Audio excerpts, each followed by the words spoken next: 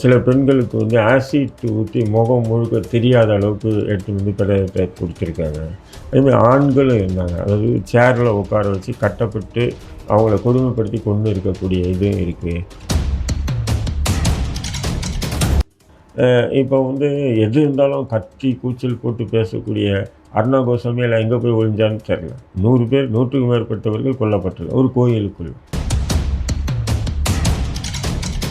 இன்றைக்கி 100க்கும் மேற்பட்ட மாணவிகள், 100க்கும் மேற்பட்ட பெண்கள், 100க்கும் மேற்பட்ட ஆண்கள் கொல்லப்பட்ட சம்பந்தமாக ஒரு புகழ்வாய்ந்த கோயில் தர்மசாலா, மஞ்சுநாதர் கோயில் தர்மசாலாவில் நடந்திருக்குன்னு சொல்லும்போது அதை பற்றி ஏன் நிர்வாக அதிகாரிகிட்டே விசாரணை ஒன்றும் ஆரம்பிக்கல? மிகப்பெரிய மர்மதேசமாக இருக்குது. அங்கே பார்த்தீங்கன்னா தகன மேடையே இருக்கான். நம்ம சொல்லலை, அங்கே போய் வந்து வரக்கூடிய ஊடகங்கள் வரக்கூடிய தகன மேடை வந்து அரசினுடைய மாநகராட்சியினுடைய கட்டுப்பாட்டில் இருக்கிறது தான் தகன மேடை. ஆனால் இந்த ஜக்கி வாசுதேவ் மடத்தில் வந்து இஷா மையத்தில் வந்து பார்த்தீங்கன்னா நீங்கள் ஃபோனுக்கே அனுமதி இல்லை. உள்ளே யாருமே ஃபோன் கொண்டு போகக்கூடாது. காஷ்மீர் கர்நாடகாவில் வந்து பிரதமர் மோடி வந்து பேசினார். இந்த கேரளா ஸ்டோரி பாருங்கள், அதுதான் இன்றைக்கு நடக்குது. ஏன்னா பெண்களெல்லாம் முஸ்லீம் ஆக்கி எல்லாம் ஐஎஸ்ஐஎஸ்க்கு அனுப்புகிறாங்க சொன்னாங்களா இல்லையா? காண்டம் மீடியா நேயர்களுக்கு வணக்கம். நான் உங்கள் விஜயயாஸ்மின். இன்றைக்கி நம்மளோட கெஸ்ட் யாருன்னு பார்த்தீங்கன்னா இந்திய தேசிய லீக் கட்சி தலைவர் தடா ரஹீம் அவர்கள் தான். வணக்கம் சார், எப்படி சார் இருக்கீங்க? நல்லா இருக்குங்க சார். இப்போ இந்திய மக்களோட கேள்வி என்னன்னா, தர்மஸ்தால என்ன நடந்துச்சு? ஏன்னா தினம்தோறும் அதிர்ச்சியான நியூஸ்லாம் வந்துட்டுருக்கு. எவ்வளோ சிறுமிகள், எவ்வளோ பெண்கள், இவங்கெல்லாம் என்ன நடந்துச்சு உங்களுக்கு அப்படின்ற கேள்வியே இன்னி வரைக்குமே ஒரு குழப்பத்தில் தான் போயிட்டுருக்கு. என்ன சார் நடந்துச்சு? எது தர்மஸ்தலத்துக்கு, மஞ்சுநாதர் தர்மஸ்தலத்துக்கு நான் தான் நிர்வாக அதிகாரி மாரி என்ன நடந்ததுன்னு என்கிட்ட கேட்டேன். அதுக்கான விவரம் உங்களுக்கு தெரியும் இல்லை? இல்லைம்மா, என்னன்னு சொன்னீங்கன்னா, இப்போது அது வந்து பார்த்திங்கன்னா ஒரு 800 ஆண்டுகள் பழமையான ஒரு கோயில். அது சைவ மதத்தினர் வந்து அந்த கோயிலுக்கு உரிமையாளர்கள்னா சைவர்கள். இப்போ வந்து வைஷ்ணவர்கள் பூஜாரிகளாக இருக்காங்க. இப்போ நிர்வாகம் ஜெயின் கம்யூனிட்டிக்கிட்ட அந்த நிர்வாகம் இருக்குது. இப்போ இந்நிலையில் தான் வந்து பார்த்திங்கன்னா கடந்த ஒரு 1995லேருந்து 2014 வரையும் அங்கே வந்து துப்புரவு பணியில் ஈடுபட்டு இருந்த ஒருத்தர் வந்து வாக்குமூலம் வந்து கொடுத்துருக்காரு. அந்த வாக்குமூலம் எப்படின்னு சொன்னீங்கன்னா நீதிமன்றத்தில் வந்து கொடுக்குறாரு. அதுவும் சாதாரணமாக காவல் நிலையத்தில் நீதிமன்றத்தில் எவிடன்ஸோட சில ஆதாரங்களோடு எடுத்து வந்து கொடுக்குறாரு. அப்போ அவர் கொடுக்கும்போது என்ன சொல்கிறார், இங்கே 100கணக்கான பேர்களை நான் வந்து புதைச்சிருக்கேன் அப்படின்றார். அப்போ அந்த புதைக்கப்பட்ட இதில் வந்து பார்த்திங்கன்னா சில சிறுமிகள் கூட இருந்தாங்க. பள்ளி சீருடையில் பள்ளி பாடப்புத்தகங்களோடு சிறுமிகள் கூட இருந்தாங்க. அப்புறம் பெண்கள் இருந்தாங்க. சில பெண்களுக்கு வந்து ஆசிட் ஊற்றி முகம் முழுக்க தெரியாத அளவுக்கு எடுத்து வந்து பிரேதத்தை கொடுத்துருக்காங்க. அதேமாதிரி ஆண்களும் இருந்தாங்க. அதாவது சேரில் உட்கார வச்சு கட்டப்பட்டு அவங்கள கொடுமைப்படுத்தி கொண்டு இருக்கக்கூடிய இதுவும் இருக்குது. இப்படி வந்து அவர் வந்து எல்லா விவரத்தையும் வந்து அதாவது நீதிபதிக்கு முன்னாடி வந்து வாக்குமூலமாக கன்ஃபெஷன் ஸ்டேட்மெண்ட் கொடுத்துருக்காரு. அதுதான் இன்றைக்கி இந்தியாவில் ஒரு பேசுபொருளாக இருக்குது. இந்தியாவில் பேசுபொருளுக்குன்னா சோசியல் மீடியாவில் தான் நம்ம பேசிக்கிறோம். மெயின் ஸ்ட்ரீம் மீடியா இதை பற்றி யாரும் பெரிய அளவுக்கு ஒரு பிரச்சனையை கொண்டு வரல. இதே வந்து ஒரு சர்ச்சுக்குள்ளே இப்படி நடந்திருந்தாலும் அல்லது ஒரு பள்ளிவாசலுக்குள்ளே இப்படி நடந்திருந்தாலும் இன்றைக்கி வந்து பார்த்திங்கன்னா சர்வதேச பிரச்சனையாக பேசப்பட்டிருப்பாங்க ஊடகங்கள், இல்லைங்களா? இப்போ வந்து எது இருந்தாலும் கத்தி கூச்சல் போட்டு பேசக்கூடிய அருணா கோஸ்வாமி எல்லாம் எங்கே போய் ஒழிஞ்சான்னு தெரியல. 100 பேர் 100க்கும் மேற்பட்டவர்கள் கொல்லப்பட்டது ஒரு கோயிலுக்குள். கோயில் என்பது ஒரு பக்தியினுடைய இதுதான், நம்பிக்கை. அதாவது சில நேரங்களில் எங்கன்னா இப்போ சுத்த போயிட்டு கூட எங்கே போயிட்டு வந்தேன்னு கத்தினாங்கன்னா கோயிலுக்கு போயிட்டு வந்தோன்னா விட்டுருவாங்க இல்லையா வீட்டில். அப்படியே அது கோயில் என்பது ஒரு பக்தியின் அடிப்படையில் ஒரு சமூக மக்கள் போகிற இடம் அது. அப்போ அந்த மாதிரி இடத்துல இப்படி ஒரு படுகொலைகள் நடந்திருக்கு. ஒருத்தர் வாக்குமூலமே கொடுத்துருக்காரு. அந்த வாக்குமூலம் கொடுத்தவர் வந்து அவர் கொடுத்த வாக்குமூலம் வந்து அவர் எப்படி மனநிலை உள்ளவர், அவர் மென்டலாக அல்லது அவர் சுய நினைவில் இருக்காரா, ஏன் இத்தனை ஆண்டுகள் கொடுக்கல, இதை பற்றி அவர்கிட்ட விசாரணை பண்ணுறதுலேயே காவல்துறை மும்முரமாக இருக்காங்க. தவிர அவர் சொல்லி இருக்கார் இல்லையா, இந்த இடத்துல இவ்வளோ பேர்களை புதைச்சிருக்காங்க. அந்த இடத்துல இதுவரையும் ஒரு சிறு ஆய்வு கூட நடத்தலை. சஞ்சன்னு சொல்லிட்டு கர்நாடகாவை சேர்ந்த வழக்கறிஞர் உச்சநீதிமன்ற வழக்கறிஞராக இருக்கார். அவரே வந்து குற்றச்சாட்டு வைக்கிறார். என்ன 15 நாள் ஆயிடுச்சு சொல்லி, இது நாள் வரையும் வந்து குறைஞ்சபட்சம் தடவியல் துறை அதிகாரிகளை கூட்டு போய் அவங்க புதைக்கப்பட்ட இடங்கள்லையும், அவர் சொன்ன இடங்கள்லையும், அல்லது அவர் சொன்ன யார் யார் மீது குற்றச்சாட்டு வச்சுருக்காரோ அவங்கள கூப்பிட்டு வச்சு ஒரு குறைஞ்சபட்சம் விசாரணை கூட இன்னும் ஆரம்பிக்கலையே நீங்கள். அப்போ என்ன இந்த வழக்கு மூடி மறைக்கிறதுக்கு உண்டான வேலைகளை பார்க்குறீங்களான்னு சொல்லிட்டு அவர் சொல்லி தனஞ்சயின்னு சொல்லிட்டு தனஞ்சய் ஆமாம் உச்சநீதிமன்ற வழக்கறிஞர் கர்நாடகாவை சேர்ந்த அவர் கூட அந்த குற்றச்சாட்டை வந்து மக்கள் மத்தியில் வச்சுருக்காரு. பட் அரசு அதெல்லாம் செவி சாய்க்காமல் இல்லை. ஆனால் சீதாராமையா என்ன சொல்கிறாருன்னு சொன்னீங்கன்னா, இது சம்மந்தமாக நிச்சயம் நாங்கள் வந்து ஒரு ஸ்பெஷல் டீம் உருவாக்கியிருக்கோம். அந்த ஸ்பெஷல் டீம் வந்து உண்மையை கண்டுபிடிச்சி நீதி நிறுத்துவோம் அப்படின்றாரு. பட் இது எந்த அளவுக்கு வந்து அவங்க நீதி நிறுத்துவாங்க நிறுத்த மாட்டாங்கன்றது நமக்கு ஆயிரக்கணக்கான கேள்விகள் இருக்குது. ஒரு விசாரணை பண்ணி அது சொன்ன வாக்குமூலம் கொடுத்த நபர் வந்து மனநோயாளின்னு சொல்லி கூட இந்த வழக்கை மூடி மறைக்கிறதுக்கு வாய்ப்பு இருக்கா இல்லைங்களா?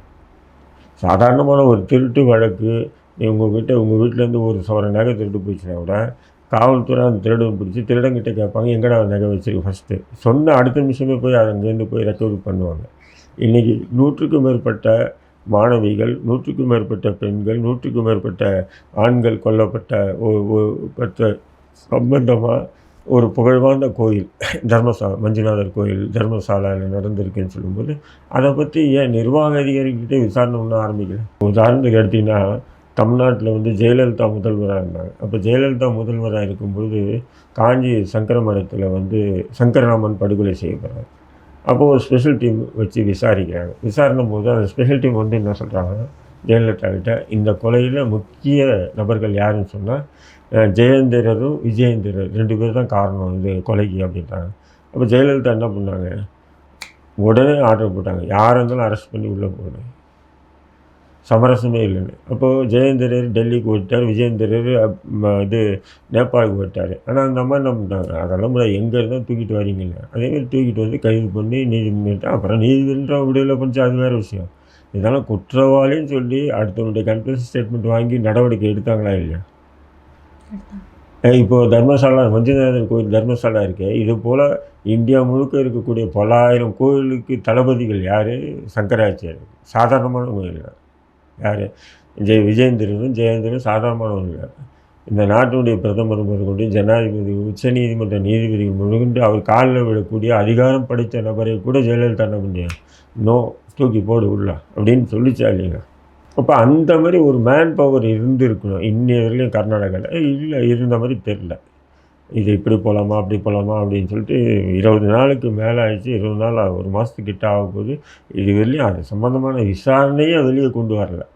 சோசியல் மீடியாவில் மட்டும்தான் இது ஒரு இதுவாக இருக்குது. இது சோசியல் மீடியாவில் வரக்கூடிய தகவல்களை வைத்து தான் சீதாராமையா விளக்கம் கொடுக்குறாரே தவிர மெயின் ஸ்ட்ரீம் மீடியா இதை பற்றி யாருமே பெரிய விவாத பொருளை ஆக்கவே இல்லை. ஏன் ஆக்கலை? இதுதான் கேள்வி. இப்போது நீங்கள் வந்து பார்த்தீங்கன்னு சொன்னால், இப்போது கோயம்புத்தூர் ஜக்கி வாசுதேவ் இருக்கா இல்லைங்க? அப்போ அந்த ஜக்கி வாசுதேவர் இதில் வந்து பார்த்தீங்கன்னு சொன்னால் ஆயிரக்கணக்கான மாணவிகள் அங்கே இருக்காங்க. இப்போ அதில் வந்து கோயம்புத்தூரை சேர்ந்த ஒரு பெற்றோர் வந்து உயர்நீதிமன்றத்தில் வழக்கு போடுறாங்க. என்னுடைய 2 மகள்கள், எங்களுக்கு வேறு வாரிசே இல்லை, எங்கள் சொத்துக்கு ஒட்டுமொத்த வாரிசுகளே இவங்க தான். இவங்க 2 பேரை தூக்கிட்டு போய் வச்சுக்கிட்டு அவங்க இத்தனை நாள் நாங்கள் போய் பார்த்து பேசினது, இப்போ பார்த்து பேசுறதுக்கு கூட அனுமதி இல்லைன்றாங்க. அப்போ உயர்நீதிமன்றம் என்ன பண்ணுறது, அவங்கள கோர்ட்டில் ப்ரொடியூஸ் பண்ண மட்டும் சொல்லி, அதனால் வீடியோ கான்ஃபரன்ஸ் மூலிமா தான் பேசுகிறாங்க. இப்போ வீடியோ கான்ஃபரன்ஸ் மூலிமா வந்து பேசுகிறாங்கன்னு சொல்லும்போது எனக்கு அப்பா அம்மாலாம் வேண்டாம், நாங்கள் வந்து முக்தி அடைஞ்சிட்டோம் அப்படி இப்படின்னு சொல்லி பேசுகிறேன். அப்போ நீதிபதி கேட்குறாரு, இதென்னா ஊரில் இருக்க பெண்களெல்லாம் வந்து கூப்பிட்டு வந்து வச்சுட்டு நீங்கள் முக்தி அடைங்க, ஆனால் உங்கள் பெண்ணு மட்டும் வந்து லண்டனில் ஜெர்மனியில் படிச்சுட்டு நல்லா இது வரீங்களா அப்படின்ற கேள்வியும் வைக்கிறாரா இல்லைங்களா? அப்போது அப்படி இருந்து கூட அதை பற்றி ஒன்றுமே இல்லை. இப்போ இந்த 21ஆம் நூற்றாண்டில் ஸ்கூலில் கூட வந்து கிளாஸ் நடக்கும்போது தவிர்த்து மற்ற நேரத்தில் நீங்கள் செல்ஃபோன் யூஸ் பண்ணிக்கலாம் அப்படின்னு பல பள்ளிகளில் அனுமதி கொடுத்துருக்காங்களா இல்லையா? அவ்வளோ பாதுகாப்பு அரணோடு இருக்கக்கூடிய சிறைகளில் கூட செல்ஃபோன் இருக்கா இல்லையா? அங்கங்கே பிடிக்கிறாங்களா இல்லையா? ஆனால் இந்த ஜக்கி வாசுதேவ் மடத்தில் வந்து இஷா மையத்தில் வந்து பார்த்திங்கன்னா நீங்கள் ஃபோனுக்கே அனுமதி இல்லை, உள்ளே யாருமே ஃபோன் கொண்டு போகக்கூடாது. இது என்ன இதுலேயே வந்து அங்கே ஏதோ ஒரு பெரிய ஒரு மர்ம தேசம் மாரி இருக்கா இல்லைங்களா? மிகப்பெரிய மர்ம தேசமாக இருக்குது. அங்கே பார்த்தீங்கன்னா தகன மேடையே இருக்கான். நம்ம சொல்லல. அங்கே போய் வந்து வரக்கூடிய ஊடகங்கள் வரக்கூடிய தகன மேடையில் தகன மேடை வந்து அரசினுடைய மாநகராட்சியினுடைய கட்டுப்பாட்டில் இருக்கிறது தான் தகன மேடை. தனியார் நீங்களும் நானும் தகன மேடை வச்சுக்கிறோன்னா யாருன்னோ கொண்டு யாருன்னோ போய் எரிச்சு போட்டுடலாம்ல. அப்போது இது சம்மந்தமாக யார் போய் அங்கே விசாரணை மேற்கொள்வோம்? காவல்துறை அதிகாரி போக முடியுமா? ஏன்னா பிரதமர் வர்றாரு, ஜனாதிபதி வர்றாரா இல்லையா? உச்சநீதிமன்றம் உயர்நீதிமன்ற நீதிபதிகள் சிவராத்திரி அன்றைக்கி எல்லாம் வராங்க, நடிகர்கள் வராங்க, முதல்வர்கள், அமைச்சர்கள், எம்எல்ஏ அத்தனை பேரும் போகும்போது அதை விவிஐபி ஸ்டேட்டஸில் அவர் இருக்கும்போது அவர்கிட்ட யார் நெருங்க முடியும்? புரியுதுங்களா? அப்போ மஞ்சுநாதர் ஆலயத்தை பற்றி பேசக்கூடிய நாம இங்கே ஜக்கீதவுடைய இஷா யோகா மையத்தை பற்றி பேசணுன்றாங்க. இப்போ சமீபத்தில் கூட ஒரு பெண் வந்து ஓடிச்சு தெரியல, அது சம்மந்தமாக மிகப்பெரிய விசாரணை எடுத்திருந்தாங்கன்னா அந்த பெண்ணை காப்பாற்றப்படுறாங்க. ஆனால் அது ஒரு வாரம் கழிச்சு அந்த பெண் வந்து கிணத்துல வந்து தற்கொலை பண்ணிச்சுன்னாங்க. சரி, இஷா யோகா மையத்தில் இருக்கிற ஒரு பெண்ணை ஏன் ஓடி வந்து தற்கொலை பண்ணிக்கணும்? இப்போ இவ்வளோ பெரிய விஷயத்த அவங்க மூடி மறைக்கிறாங்கன்னா அங்கே யார் இருக்கா? அங்கே உள்ள அதிகாரிகள் தான் இருக்காங்கன்னு நீங்கள் சொல்ல வரீங்களா? இல்லை, அதிகார வர்க்கம் துணை நிற்கிது. இல்லைன்னு சொன்னால் இந்நேரம் வந்து காவல்துறை இதே வந்து ஒரு பாமர வீட்டில் நடந்திருந்தால் காவல்துறை விட்டுருக்குமா? இங்கே வந்து ஆண்டிக்கு ஒரு சட்டம், அரசனுக்கு ஒரு சட்டம் தான் இருக்குது. இப்போ டெல்லியில் நிர்பயா வழக்கு நடந்தது இல்லையா? அப்போ நீங்கள் என்னன்னு எல்லோரும் தான் பேசணும். இவங்களுக்கெல்லாம் கடுமையான தண்டனை கொடுக்கணும், தூக்கு கொடுக்கணும், அப்படி கொடுக்கணும் சொல்லணும் இல்லைங்களா? அதேமாரி வந்து டெல்லி நீதிமன்றம் அவங்களுக்கு தூக்கு கொடுத்து உச்ச நீதிமன்றம் அவங்க உறுதிப்படுத்தி ஒருத்தனை மட்டும் சிறார்ன்றதுனால அவனுக்கு வந்து ஜெயிலில் போட்டு ஆயுள் தண்டனை ஆகிட்டாங்க, மற்றவங்களெல்லாம் தூக்கு கொடுத்துட்டாங்க. தூக்கு கொடுத்துட்டோன்னா நீங்கள் நானும் கூட பேசணும், நீதி நிலைநாட்டப்பட்டதுன்னு பேசணுமா இல்லையா? ஏன் சொன்னால் தூக்கு கொடுத்துட்டாங்க. அதேமாரி வந்து காஷ்மீரில் கத்வா மாவட்டத்தில் ஒரு சிறுமி ஆசிஃபா படுகொலை செய்யப்பட்டார். கோயிலுக்குள்ளே வச்சு 5 பூசாரிகள் வந்து சேர்ந்து கொடுமையாக வந்து கற்பழித்து கொண்டு இருக்காங்க. அப்போது நிர்பயா வழக்கில் வந்து கொடுக்கப்பட்ட தீர்ப்பு ஆசிஃபா வழக்கில் வந்து கொடுக்கப்படலை. 3 ஆண்டு 4 ஆண்டு தண்டனை கொடுத்து அவங்க விடுதலை செய்யப்பட்டாங்க. ஏன் சொன்னால் நிர்பயா வழக்கில் குற்றவாளிகள் எல்லாம் வந்து பாமர ஏழைகள். காஷ்மீர் மாவட்டம் கத்வாவில் நடந்த அந்த ஆசிஃபா கொலை சம்மந்தப்பட்ட நபர்கள் எல்லாமே பார்த்திங்கன்னா அரசியல் பின்னணி கொண்ட மிகப்பெரிய செல்வந்தர்கள். அப்போ நீதி பரிபாலனம் சமமாக எங்கே இருக்குங்க?